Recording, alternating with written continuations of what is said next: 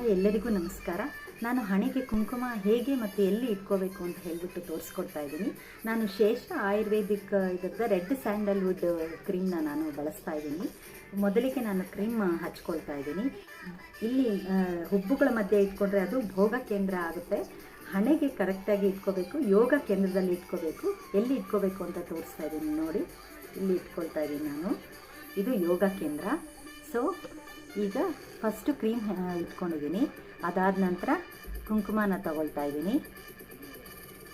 ಈ ಬಲಗೈಯ ಕಿರುಬೆರಳಿನ ಪಕ್ಕ ಇರ್ತಕ್ಕಂಥ ಬೆರಳಲ್ಲಿ ನಾವು ಇದನ್ನು ಕುಂಕುಮನ ಇಟ್ಕೋಬೇಕಾಗತ್ತೆ. ಮೇಲೆ ಇಟ್ಕೊಂಡ್ರೆ ಅದು ರೋಗ ಕೇಂದ್ರ ಆಗುತ್ತೆ. ಹಣೆಗೆ ಕುಂಕುಮ ಇಡೋದ್ರಿಂದ ಈಗೋ ಬರುತ್ತೆ ಇಂತಹ ಪ್ರಶ್ನೆಗಳೆಲ್ಲ ಕೇಳಿದ್ದೀರಾ. ಆದರೆ ಯಾವ ರೀತಿಯೂ ಏನೂ ಆಗಲ್ಲ. ನಮ್ಮಲ್ಲಿರುವ ದೈವಿಕ ಶಕ್ತಿ ಹೆಚ್ಚಾಗತ್ತೆ. ನಮ್ಮನ್ನು ಯಾರೂ ಕೆಟ್ಟ ದೃಷ್ಟಿಯಿಂದ ನೋಡಲ್ಲ, ನಾವು ಗೌರವಿಸಲ್ಪಡ್ತೀವಿ. ನಮಸ್ಕಾರ.